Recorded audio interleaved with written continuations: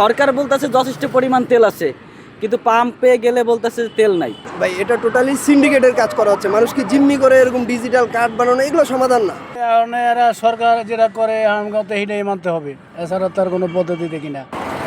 দেশজুড়ে জ্বালানি তেলের সঠিক বন্টন এবং মজুতদারি ঠেকাতে নতুন সিদ্ধান্তের কথা ভাবছে সরকার।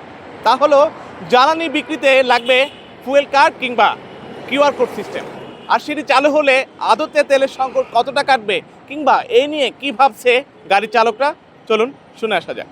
নতুন কিছু পদ্ধতির ভিতর কিছুটা গভর্নমেন্ট করতে পারে, সেটা হলো একটা গাড়ি একদিনের বেশি পেট্রোল পাম্পের থেকে তেল নিতে না পারার ব্যবস্থাটা করতে। কারণ কিছু কিছু গাড়ি আছে যেগুলা পাম্পে থেকে তেল নেওয়ার পরেও মজুত করে বাসায় যেয়ে, মজুত করার পরে সেগুলো আবার পরবর্তী মুহূর্তে পাম্পে ভোগান্তির মাঝখানে ফেলায় আরও 10টা গাড়ির আর 10টা ড্রাইভারের।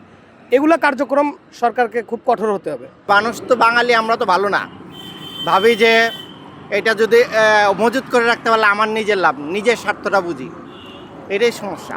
জ্বালানি তেল নিয়ে কি বলবো ভাই, আমরা আসলে যারা গাড়ি চালাই এটা আসলে একটা প্যারার বিষয়, মানে যে তেল নেওয়াটা এটা একটা প্যারার বিষয়। যখন আমরা আগে যেতাম আর গিয়ে সাথে সাথে নিয়ে নিতাম, কিন্তু এখন যে বিষয়টা হলো আমরা লাইনের পর লাইনে ঘন্টা দাঁড়িয়ে পরে তার থাকার পরে সত্ত্বেও আপনার তেল পাচ্ছি না, দেখা গেল বলতেছে যে না তেল নেই।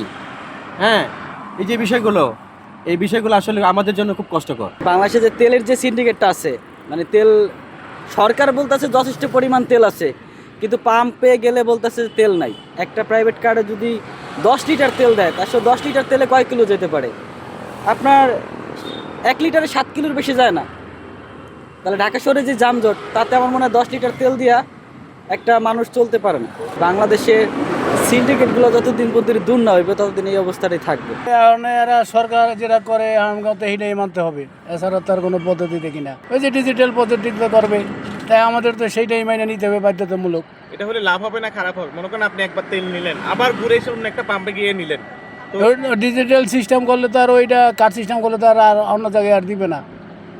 দিবে এক জায়গায় তো পাম্প নিলে আর এক জায়গায় তো আর দিবে না। এটা তেল শেষ হয়ে গেছিল কখনো, ভোগান্তিতে পড়তে হয়েছে? হ্যাঁ, বলতে তো হইছেই। মনে করেন বহুত কষ্ট করছি, তেল শেষ হয়েছে পারে, কষ্ট করছি তো অনেক। আজকেও তো মনে করেন এক জায়গায় সিরিয়াল দিছি মতিঝিল, এই মনে করেন যে 8-10টা গাড়ি আছে, এমনি মনে করেন তেল শেষ। কোনো লিমিট না থাকে, 200 টাকা 100 টাকা না থাকে, যদি আপনার 4 লিটার 5 লিটার দেয় তাহলে আপনার চলে, একবার নিলেই যথেষ্ট, এনাফ। ওই আপনার ঘন ঘন নেওয়ার কোনো শর্ত কারণ নেই। যারা আপনার নিজস্ব বাইক কোনো ধরনের করেন টিপ দেয় না, তাদের জন্য আপনার 2 থেকে 4 লিটার তেল হলেই আপনার এনাফ। কারণ ডিস্টেন্সটা আপনার বাসা থেকে ডিস্টেন্স আপনার যাতায়াতের জন্য 70-80 কিলোমিটার থাকে যাতায়াতের জন্য, তো 2 লিটার তেল হলে এনাফ থাকে, যথেষ্ট। প্রতিদিন যদি তেল একটা পাম্পে রেগুলার দেয়, আমার যেটা আমি যেটা ব্যবহার করতেছি যেভাবে, আমার 2 লিটার হলে এনাফ, এর বেশি আমার লাগে না। 4-5 লিটার তেল আমি কী করবো? আমি কি মাথায় দেবো না খাবো? আমার তো 2 লিটার, আমার হলো 35 মাইলেজ দিতেছে। আমার হলো বাইরে অফিস হলো বনানি, তো মনে করেন উনি বনানি যাতায়াত করতে, মনে করেন যে বাসা থেকে যাতায়াত করতে সব মিলে আপনার 70-75 কিলোমিটার পরে, তাহলে আমার শুধু আমি 4-5 লিটার তেল নিয়ে কী করবো? আমার যতটুকু দরকার অতটুকু হলে যথেষ্ট।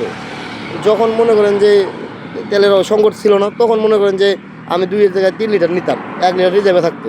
তখন আজকে একটু ওই হইলে কালকে লাইনে খাইতাম না, একদিন বাদে পরে 1 পিস করে নেওয়া যেত। এটা আর কি সিস্টেম, আর কিছু না। মূল বিষয়টা হলো তেলের কিন্তু বাংলাদেশে সংকট নেই। হ্যাঁ, ইতিপূর্বে আমাদের জ্বালানি মন্ত্রী থেকে বলা হয়েছে, এবং আমাদের পূর্বে যে ডক্টর ইউনূসের যে সরকারটা ছিল, সেখানে যারা ছিল তাদের বক্তব্য সুস্পষ্ট যে তেলের বাংলাদেশে কোনো ঘাটতি নেই।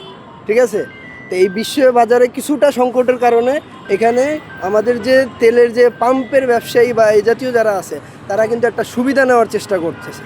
তারা চেষ্টা করতেছে কি এই ফাঁকে কিছু দাম বাড়ায় নেওয়া যায়। আপনি দেখেন তেল চলে বিমানে সংকট আছে নাই? হ্যাঁ, তেল আপনি খোলা বাজারে যান, কেরানীগঞ্জের ওই পারে যান, সাভারের ওই পারে যান, খোলা বাজারে তেল বিক্রি হচ্ছে। তারা তেল পাচ্ছে কোথায়? সেসব জায়গায় ঠিকই চলতেছে। আমাদের বিদ্যুৎ উৎপন্ন হয় তেল দিয়ে, বিদ্যুতের সমস্যা হচ্ছে না কেন? এখনও পাম্পেই যত সমস্যা হচ্ছে, এটা টোটালি সিন্ডিকেট করা হচ্ছে। এবং এখানে সরকার থেকে শুরু করে আমি মনে করি যে এই মধ্যস্থতা এবং পাম্প ব্যবসায়ী এরা সবাই জড়িত। তাদের টার্গেট হলো জনসাধারণকে একটা জিম্মি করে এখানে তেলের দাম বাড়ানো, একটা মূল উদ্দেশ্য। বাংলাদেশের সরকারিভাবেই সরাসরি বলা হয়েছে 2 মাসের তেল মজুদ আছে। এরপরে হলো চিটাগাঙ্গে নতুন তেল আসছে, হ্যাঁ, সেই তেলটা তো এই সরকার আনে নাই, সেই তেলটা তো সেই তত্ত্বাবধায়ক সরকার সামনে থাকাই আসছে, সেটা তো নতুন রেট হওয়ার কথা না, সে তো আগের রেটেই তেল আসছে, তাহলে তেলের দাম বাড়বে কেন? অন্তত এই লটটা শেষ করার পর যদি নতুন লট কিনতে যায় সেখানে তেল দাম বাড়ার সম্ভাবনা আছে। এটা টোটালি সিন্ডিকেট করা হচ্ছে। কিছু কিছু পাম্পের মধ্যে ভালো মতন তদারকি করে দেখেন, তারা তেল লুকায় অন্য সাইডে বিক্রি করতেছে এবং তেল তারা থাকা সত্ত্বেও না লিখতেছে। এটা সরাসরি জনগণকে ভোগান্তি করার জন্য একটা বড় সড়ো সিন্ডিকেট কাজ করতেছে। এখানে যদি আপনারা ভালোভাবে তদন্ত করেন এই সিন্ডিকেটটা ভাঙা সম্ভব। আপনি কী করবো এখন? মনে করেন যে বাইকে আমার এক জায়গায় যাওয়া লাগবে, সেখানে আমার আধা ঘন্টা সেভ হইতো, কিন্তু এই তেলের জন্য আমার 3 ঘন্টা 4 ঘন্টা বসে লাগতেছে, বাধ্য হয়ে আমার সাইকেল নিয়ে বের হতে হচ্ছে। ভাই এটা টোটালি সিন্ডিকেটের কাজ করা হচ্ছে। মানুষকে জিম্মি করে এরকম ডিজিটাল কার্ড বানানো এগুলো সমাধান না। সমাধান তেল পর্যাপ্ত আছে, আপনারা সিন্ডিকেট ভাঙার চেষ্টা করেন, ভালোভাবে তদন্ত নেন। এই সিন্ডিকেট ভেঙে গেলে মনে করেন এই ধরনের কোনো ভোগান্তি থাকবে না, কোনো ডিজিটাল কার্ড লাগবে না, কিচ্ছু লাগবে না। বাংলাদেশে পর্যাপ্ত তেল আছে, কোনো ধরনের সে অভাব নেই। জ্বালানির এই তীব্র সংকট কবে কাটবে? কবে সে পুরাতন রূপে পুরনো চেহারায় ফিরবে পেট্রোল পাম্পগুলো? জ্বালানির চাহিদা আদৌ কি মেটাতে সক্ষম সরকার? আশিক আরিফিন, ঢাকা জার্নাল।